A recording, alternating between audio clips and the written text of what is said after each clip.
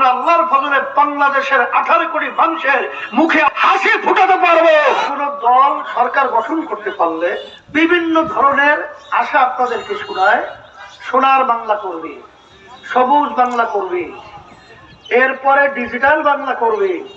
কিন্তু আপনাদেরকে অত আশ্বাস আমরা না শোনাতে পারলেও আমি আপনাদেরকে একটা আশ্বাস দিতে পারি যে আল্লাহ যদি কবুল করে, আল্লাহ যদি আমাদেরকে বিজয় দান করে, আমরা আল্লাহর ফজলে বাংলাদেশের 18 কোটি মানুষের মুখে আল্লাহর ফজলে হাসি ফুটাতে পারবো। মানুষের হাসি ফোটে কখন?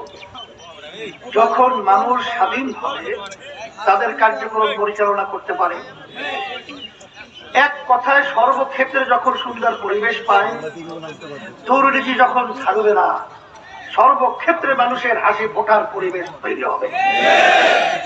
আর আমি আপনাদেরকে বলবো, অনেক প্রার্থী যা প্রতিদ্বন্দ্বিতা করছে, কিন্তু বরগুড়া 2 আসনে 2 প্রার্থী আমার 2 পাশে আছে, আপনারা সবাই তাদেরকে চেনেন। আমাদের ওয়ালিউল্লাহ কামরুল্লাহ পেশা, তার সম্পর্কে আপনারা ভালো জানেন, ভালো না? যে ভালো, তার থেকে আল্লাহর ফজল আমরা পাবো ভালো। আর খারাপ যেটা সেটার ভিতরে ভালো পাবেন কোথায়?